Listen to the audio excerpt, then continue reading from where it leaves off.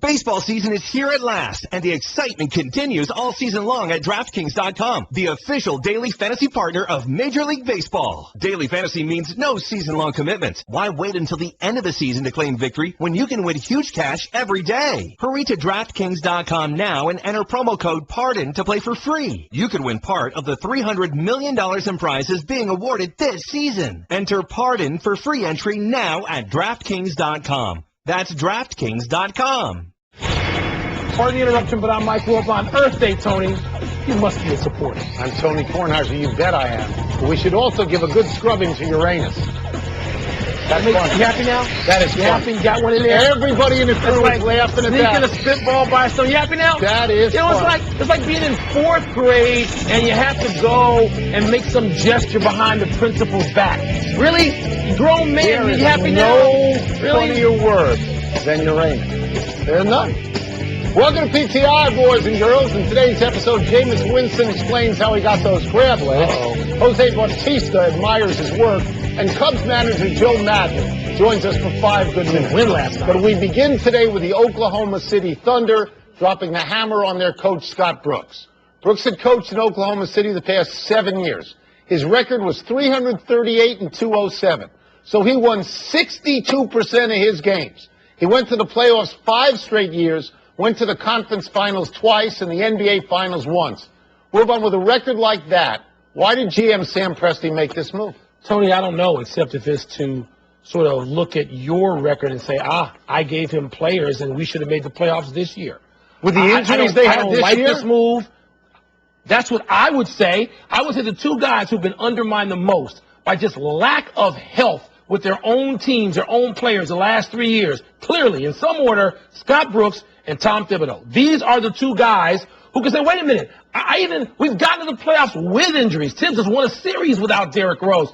There's so many injuries. Those guys missed so many games, Durant and Westbrook and Serge Ibaka. You got multiple starters out. But if you're Sam Presti and you once got rid of James Harden, he believes in what he believes in, and now he's saying we should have been better despite the injuries. You hear all the time that Russell Westbrook and Kevin Durant in particular backed Scott Brooks. Mm-hmm. If Durant backed him, he could have gone in there and said, don't you get rid of him. The only way you can keep me here is to keep Scott Brooks here. Apparently, he didn't do that, so I don't know the nature of that relationship. But how does this factor now with keeping Kevin Durant? Do they have to talk to Kevin Durant about who to bring in? They first got to figure out if they want to keep Kevin Durant based on his health going forward. You have to see if Kevin Durant's going to be out there on the floor, because if he's not, then you don't have to keep him if he's not actually out there. What are you going to commit? How much money? Hundreds of millions. You look at that new TV contract and the new salary cap threshold. So I don't know what it means. But again, what was Scott Brooks supposed to do? Where did he come up short? Mike, why would a coach, and Kevin Ollie's name is always mentioned, Billy Donovan's name is always mentioned, why would they go to Oklahoma City? Why? Tony, the same reason we talk about this with bad owners in the NFL. Why would a guy take that job? Because there's only 30 of them.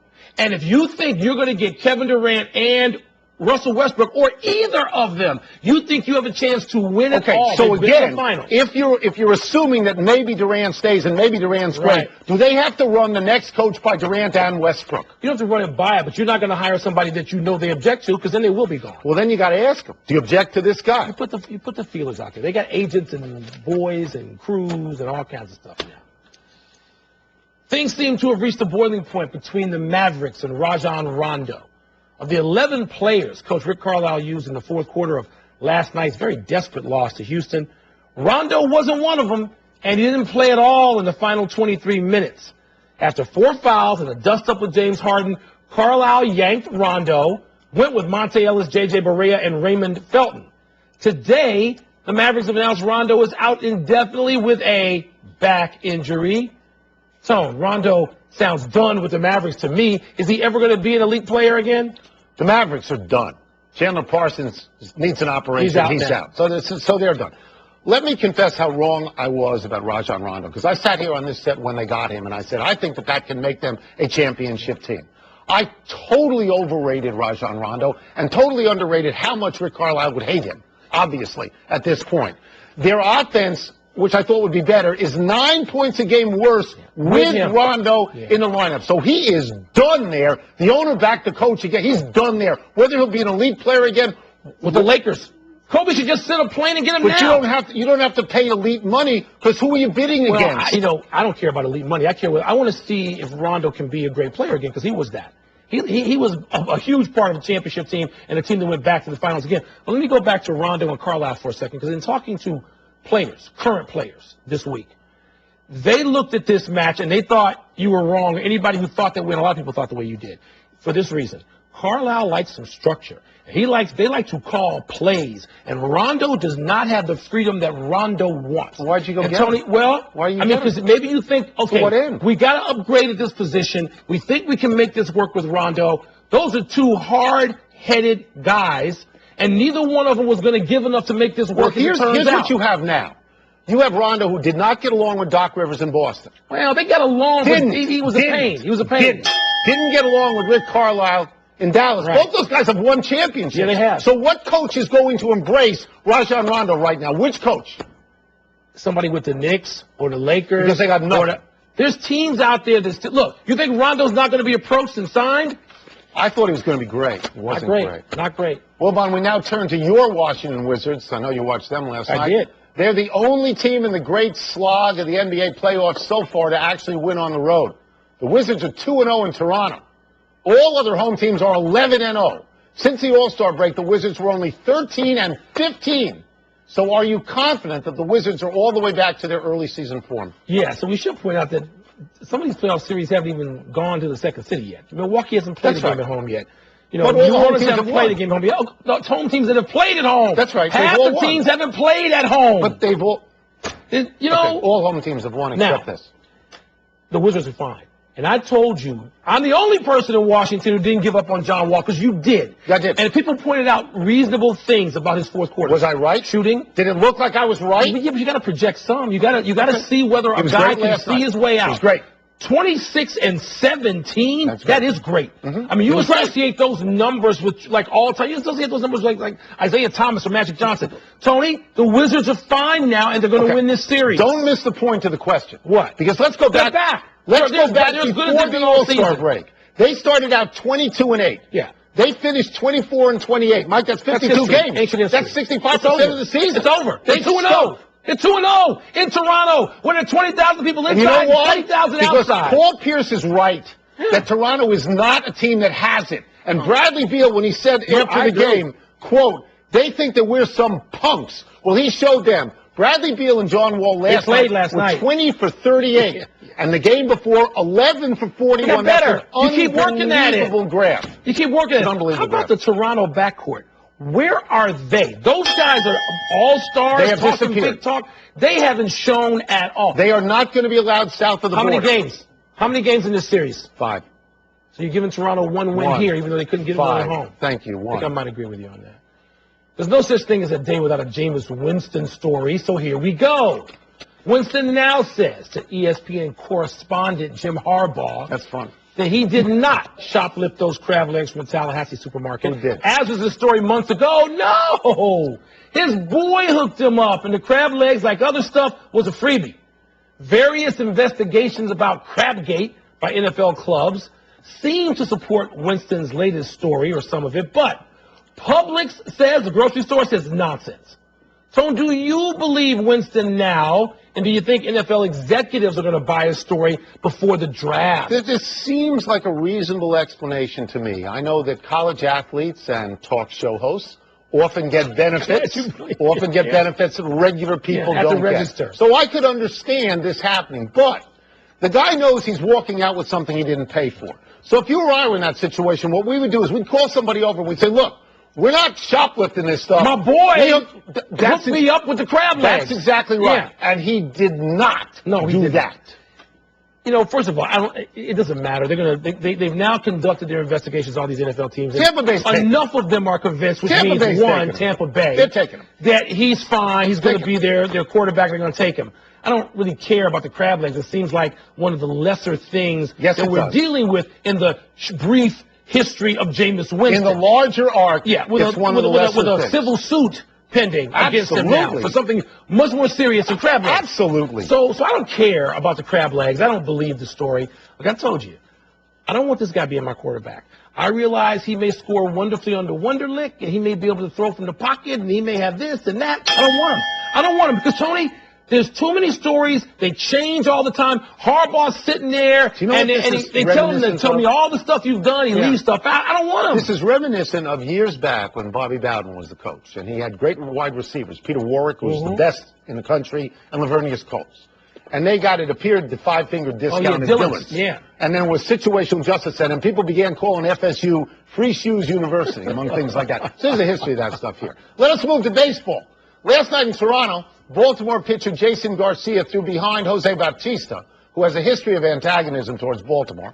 3 pitches later, Bautista got revenge. He had won about 800 feet and stayed at the plate to admire his handiwork.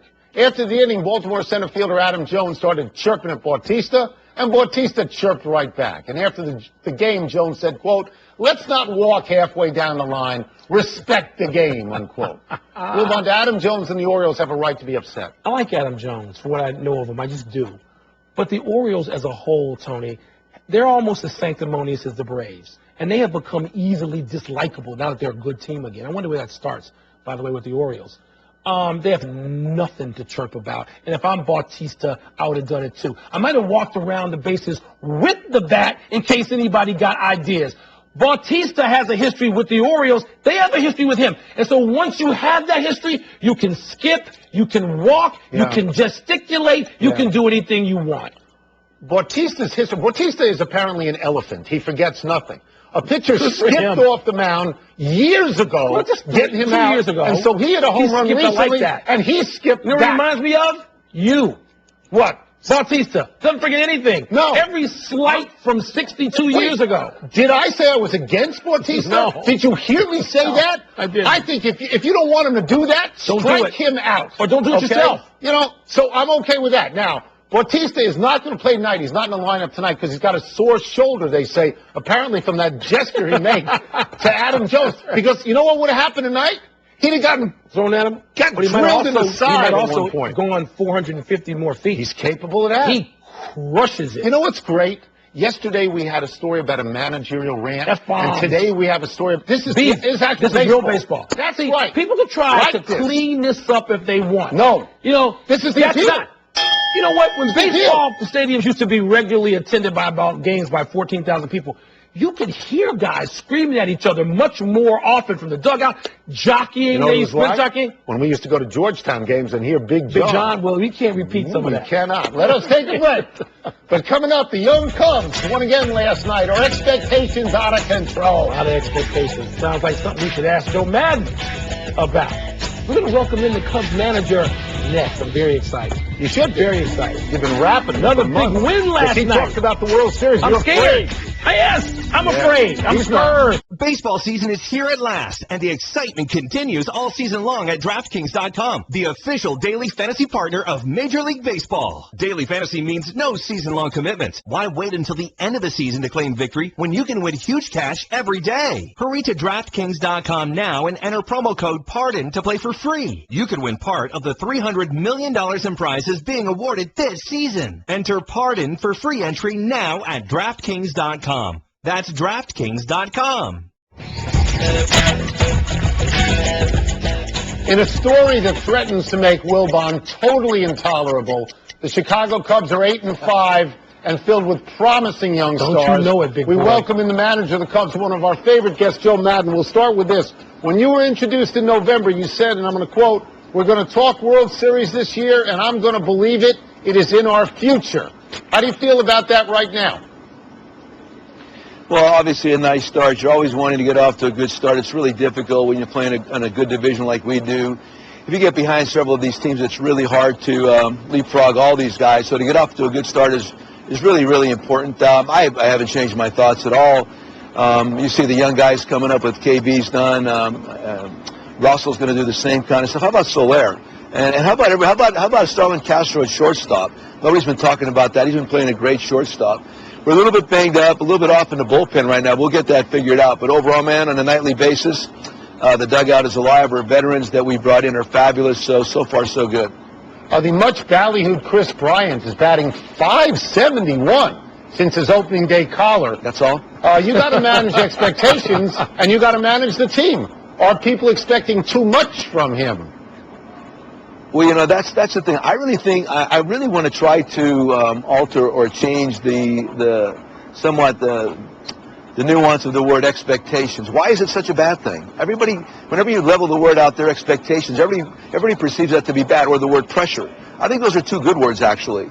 If you have high expectations, that means he's probably pretty good, and he's got to go out there, and obviously he's got to fulfill, but you're good. So let's go out there, and it's kind of exciting to play in a moment where there are high expectations as opposed to low expectations. Same thing with the word pressure. Every time I talk to a fan in downtown Chicago, they always start out by, hey, we haven't won a World Series in a long time, not too much pressure, and then I kind of giggle. I really believe that if you could channel those words properly, they could work to your advantage. So that's all I've talked, do not permit the pressure to exceed the pleasure. KB loves that, and KB has embraced that. Now he'll hear from me all year long. The big thing is we've been respecting 90. How about the base running, that kind of stuff? So all the expectations and the word pressure, I really believe at some point we've got to turn that around and indicate that those are positive words. So you clearly put a lot of thought into sort of the psychology of this season and this team and what you're building, haven't you? I have, and I do that almost every year. Not almost, I like to think every year. The difference is coming into a new situation like this, and quite frankly, just walking the streets, and I'm living right downtown Chicago, which I love, and listen to the folks, and all of this, the rhetoric from the past it kind of slapped me across the face and made me really think about that even more, and I have, and I really believe what I'm telling you guys right now. That's the only way to approach this. To approach it like it's been approached in the past, I think you're, pretty much setting yourself up for failure at that point. So the guys hear my message. I'm not contriving this or making this up. This is what I believe, and I do think about it a lot. And in the off season, once I got this job, I really did put my mind to it. Let's go to John Lester for a second, because I guess if there was going to be one point where you'd say but right now, it'd be Lester, $155 million in the offseason. He's winless, the ERA just below 7. What does he need to do to turn it around, and how concerned are you about him at this point? Honestly, not at all. John had an interrupted, pardon the interruption, but spring training that he had, and he's just coming on right now. I think I even said it a couple starts ago that either the last one or this next one coming up should be when he indicates how good he's going to be. His workout yesterday here was spectacular. There's been a lot of made of not throwing over to first base. We're addressing that. I really don't think that's as big of an issue as people are talking about. John Lester is he's the consummate professional, man. And by the end of this season, you're going to see why it's worth all that dough. I'm really anticipating and looking for more this next start because I think finally he's out of spring training mode. We'll get you out of here on this. Wilbon threw out the first pitch at Wrigley a couple of years ago. He tucked in his jersey. He bounced it. No, I didn't. What do you think of these fat cats who get on the mound and cannot even get the ball to home plate? Well, my advice to all the guys, or the ladies that ever throw out the first pitch is if you're going to make a bat throw over the catcher's head. It always looks better when you airmail it. Shows your arm strength. It shows some machismo. So next time we get the op, we're going to throw it over the catcher's head. I promise to coach you in advance. Thank you so much for joining us, Joe, and for enduring that cold weather in Pittsburgh where you're going to play. Much appreciated. I'm a Pennsylvanian. I can handle it. Thanks, guys. Let's take one last break, but still to come. Wayne Gretzky calls Connor McDavid the best hockey prospect he has seen in 30 years. I know pressure's a good word now, but is it too much pressure on one kid? A lot. And Madison Bumgarner faces Clayton Kershaw tonight. Sexy enough to draw eyes away from NHL and NBA playoffs? Yeah. Well, you're Mr. Baseball. You watch ESPN Radio. With the action on the court, the diamond, or the gridiron. Comes alive. The NBA. The San Antonio Spurs are the world champions. Major League Baseball. San Francisco Giants are the champions of the baseball world. The new college football playoff. College football playoff national champions, the Ohio State Buckeyes. You're home for the best in sports play-by-play. ESPN Radio. Have a time, people. Happy 29th birthday, Marshawn Lynch. The good news for Marshawn Lynch is that the Seattle Seahawks paid him. He re-upped for 3 years and $31 million. The bad news is they didn't give him the ball on their last play in the Super Bowl. That's the bad news. Wilbon, did you ever buy one of those sweet Beast Mode hats? No. I'm a Richard Sherman guy. I'm not a Beast Mode guy. I thought you liked the hats. The hats are all right. They're okay. That's as far as I'm going. Happy anniversary, Sam Bradford. On this day 5 years ago, the Rams selected Bradford with the #1 overall pick. The former Heisman winner traded to the Eagles this winter. Chip Kelly probably hoping that Bradford can give him a full season. He's done that twice. But in 3 other seasons, he missed 6, 9, and all 16 games due to injury. 14 games played this year, over, under. I'm going to go over. Over? You got to play the whole I season. think this is his year. Okay. Yeah. All right. Happy trails to the puck in last night's Predators-Blackhawks game. In the first overtime of the Hawks' triple OT win, Predators goalie Pekka Rinne tried to clear a puck out of his zone when he somehow lost it in his gear. It took 2 minutes and 40 seconds to locate and extricate said puck. It gave the Blackhawks an unfair advantage of rest. Oh, because, Nashville wasn't resting? Oh, nice try. Maybe they were. I stayed with that entire game till 2:15 a.m. Eastern time. Do you ever sleep? Good win.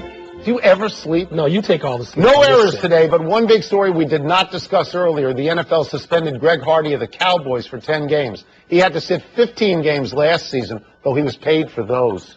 Yeah, Tony, this is quite a blow to the Cowboys, although they probably adjusted their salary anticipating something. 10 is a lot. I would have figured 8. After the 15, I might have gone 8. 2 more games, not a lot. Big finish, here we go. Let's do it. Bloomberg says billionaire Tony Ressler is buying the Atlanta Hawks for $730 million. What happened to billion or bust, Wilbon? You think the Hawks would have gone for $730 million this time last year? I thought post-Ballmer, everything was going for $1 billion. This time last year. Tim Tebow's contract with the Eagles contains no guaranteed money. What does that mean? It means he has to make the team. It's all or nothing. That's it. All or nothing for him. Which is probably what he wants. Paul Creamer wants Augusta National to host a women's Masters. Do you think that will happen? I think it will, Tony. I know this is the club that didn't have black or female members until a minute and a half ago, but things move, even Augusta. I thought Billy Payne was not. Again, things move, not looking even at there. This. Okay. Wayne Gretzky says Connor McDavid is the best prospect to come into the NHL in 30 years. Whoa! Okay, so that goes back to Lemieux. But that means he's better than Crosby. He's better than Ovechkin. He's maybe as good as Gretzky? Really? Last one, Bumgarner versus Kershaw tonight. You got this. I went against Kershaw last week. It didn't work out well for me. So I'm going back to last year's form. Always go with Clayton Kershaw. Seems to have gotten it turned around. Tony. We're out of time. We will try and do better the next time. I'm Tony Kornheiser. I'm Mike Wilbon. Same time tomorrow, knuckleheads.